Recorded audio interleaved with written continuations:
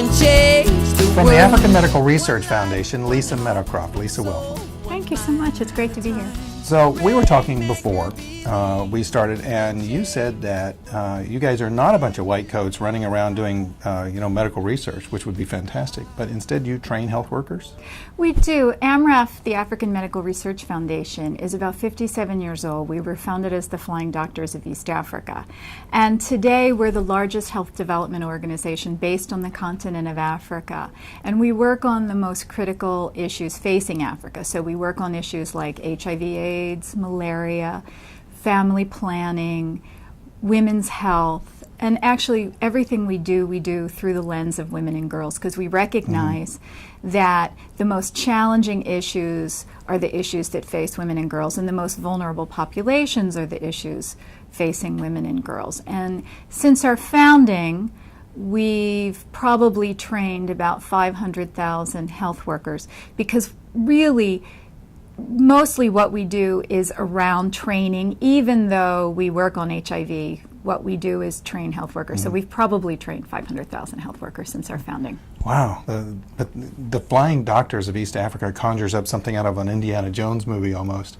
Is that really what you started out doing? You would fly all over East Africa in planes that probably are the kind that we wouldn't fly a whole lot today? Well, when you think of, say, the movie Out of Africa, and you look at those planes, yes, that's how AMREF was founded, because back in 1957, when it was founded, there was absolutely no access roads.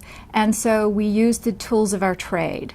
And to access people to provide health services, there was no way to get to people. So the doctors at the time became pilots as well. So today we use the tools of our trade, and the tools of our trade are mobile phones and the internet and e-learning. And so, for example, one of the ways that we use innovation is to train health workers and to provide health services to women and children or to families using mobile technology. So we train health workers using internet and mobile phones. Really? And we're providing health services to women on mobile phones, reminding them, saying, today you need to go and get your child vaccinated. Remember to get your child vaccinated today. So people are both using the mobile phone to take tests. Nurses, for example, are taking tests on their mobile phone, and women are getting messages that tell them to get their children vaccinated or go to the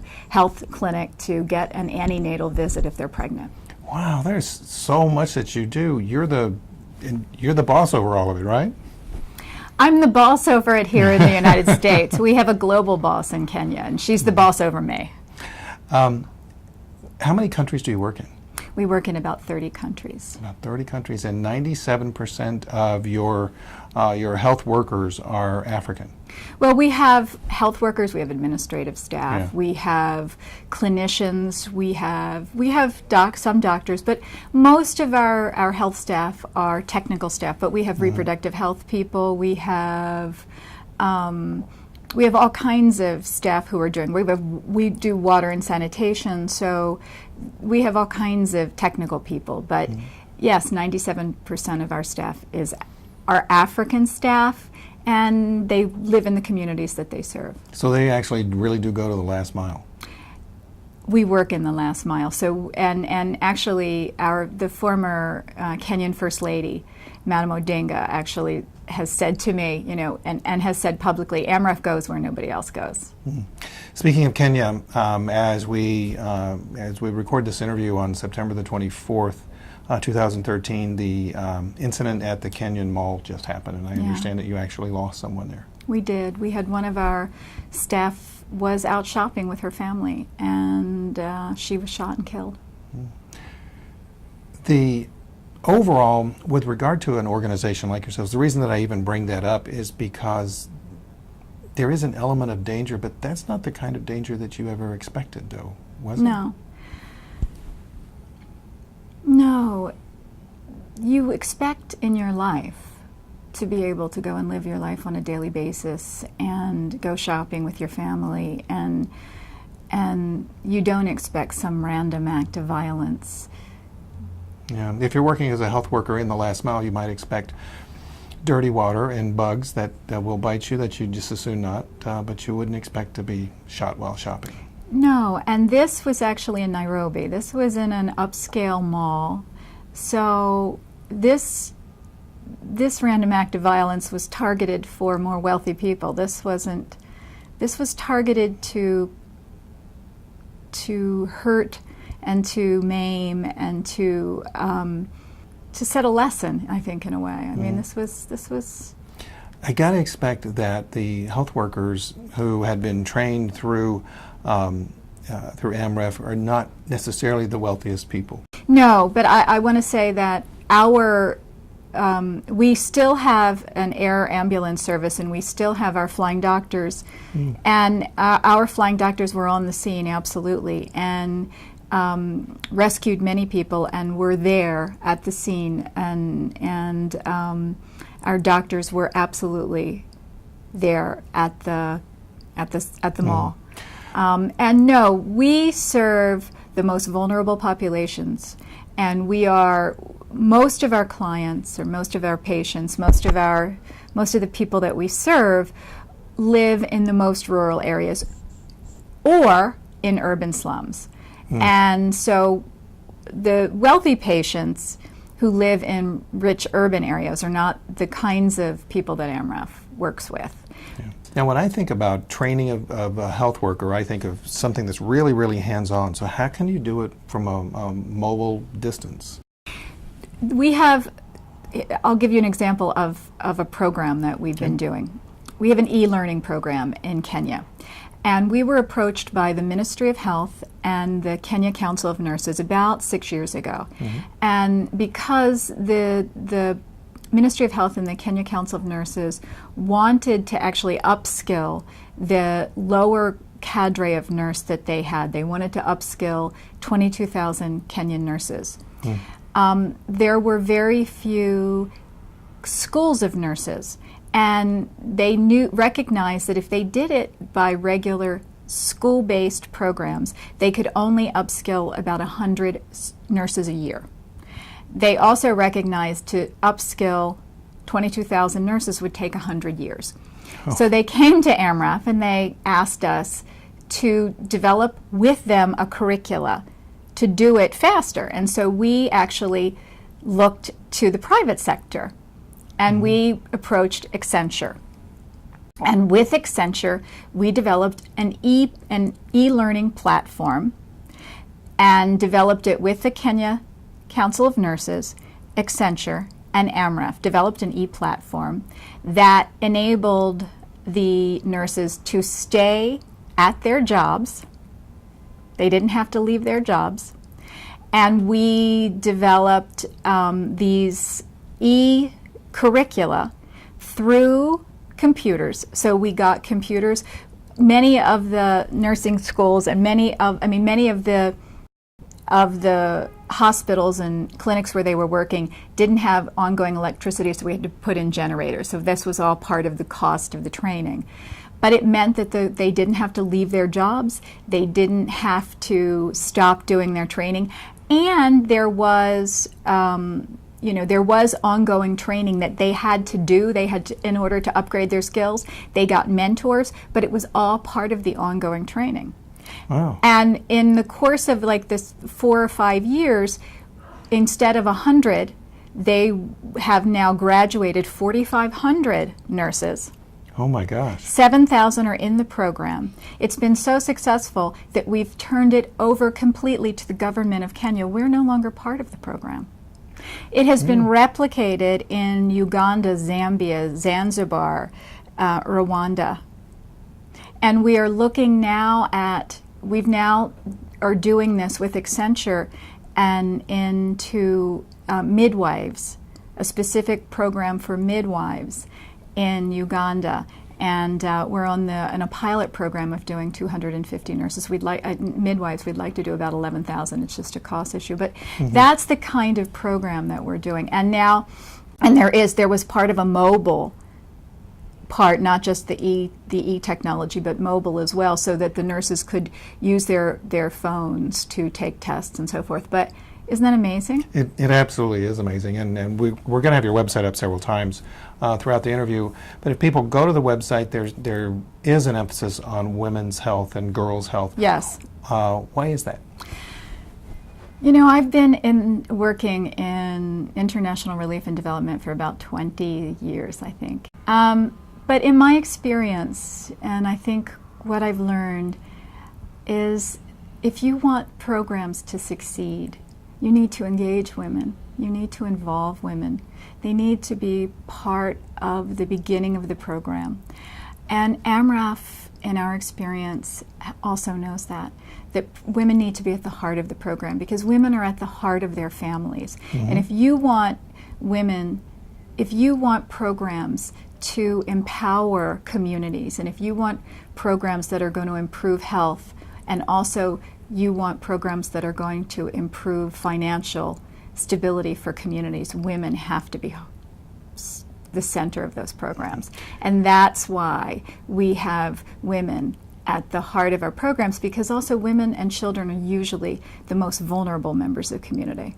So that's why women are the bailiwick of our programs. You know, I'm going to take advantage of you then, since you've been working in this field for such a long time.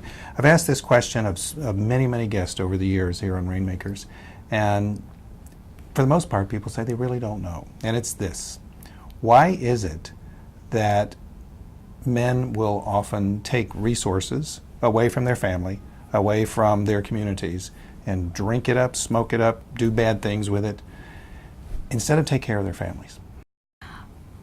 I think because they don't feel powerful. I think if you look at sometimes the situations in which men are doing this, if you look at situations, men are in refugee communities when sometimes this is happening. Mm-hmm. They've been completely disempowered. I can't speak for men who are doing this. I mean, really, I'm not a man, and I'm not in that situation. But when I see these situations, it's men who are disempowered and angry. And one of the things that my experience, again, with AMREF shows is we don't empower women at the expense of men in our programs. What we do is we bring men along and we explain and we try and engage them to understand that empowering women is actually empowering their family. Don't they feel threatened? Sometimes, but what we try and do is say, look, this isn't, when you educate a woman, you educate the world, because ultimately, if we're helping your wife or your daughter, we're ultimately helping you.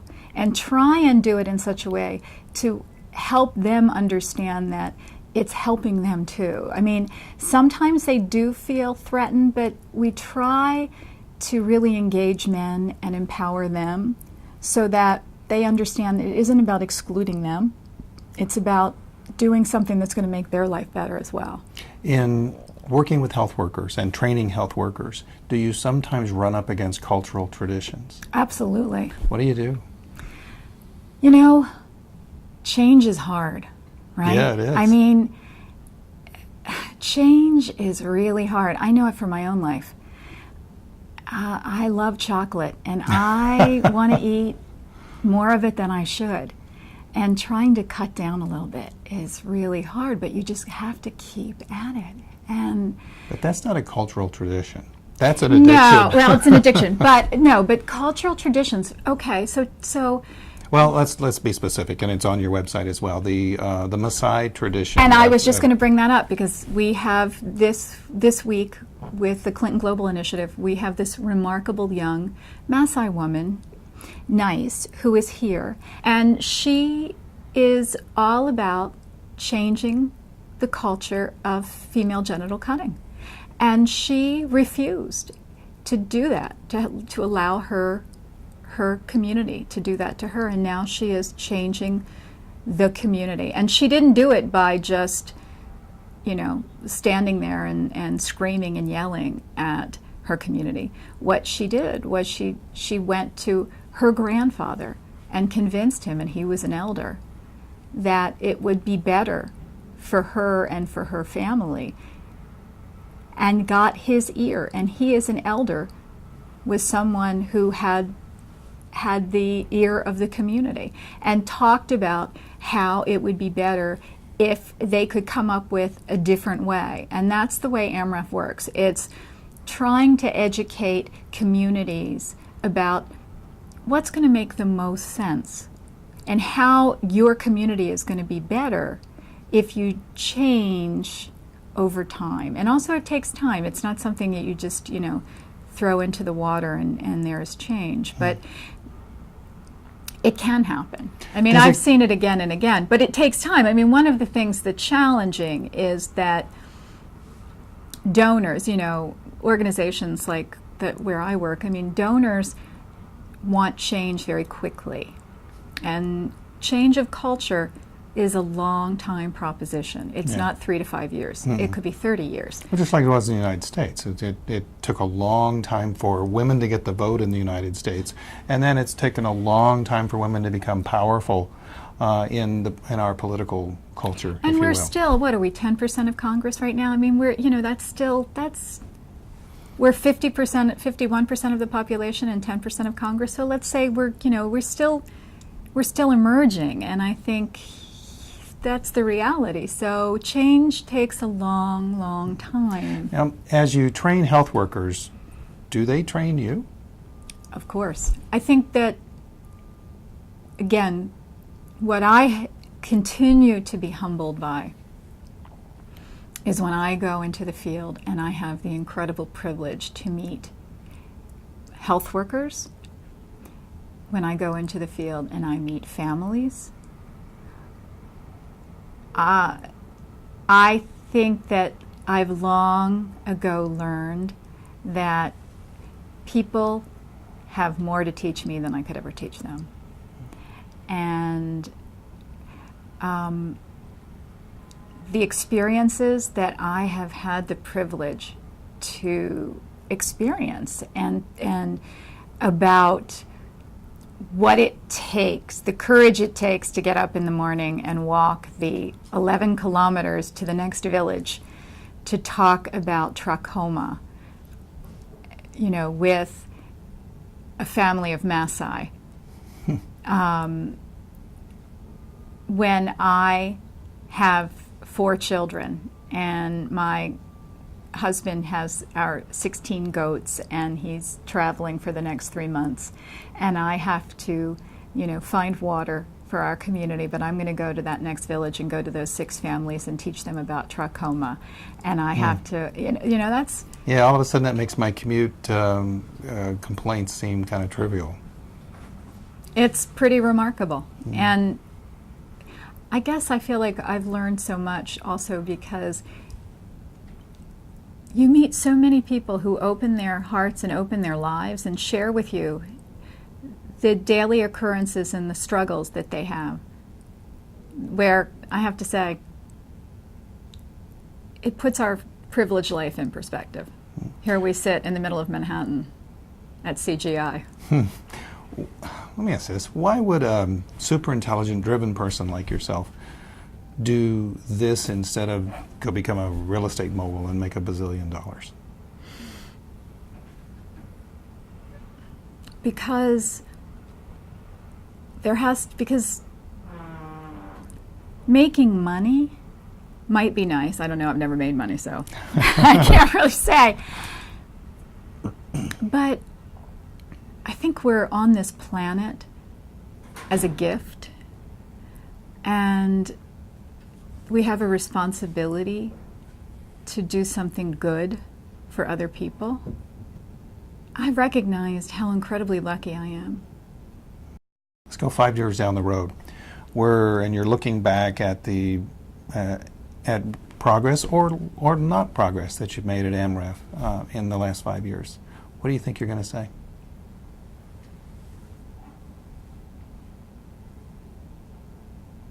I hope that AMREF is an incredibly sustained organization at this point, and I hope that we have a Stand Up for African Mothers campaign, which is about training 15,000 midwives, and I hope that we will have surpassed that goal and trained 20,000 midwives, which means that about 2 million women will have given birth with a trained midwife and will have suffered complications related to childbirth, will have lived. Babies will be healthy. Can't say it any better than that. Lisa, thank you very much. Thank you. Rainmaker believes we can change the world. One life, one heart, one soul, one mind at a time. Rainmaker believes we can change the world. Live to inspire and to be inspired.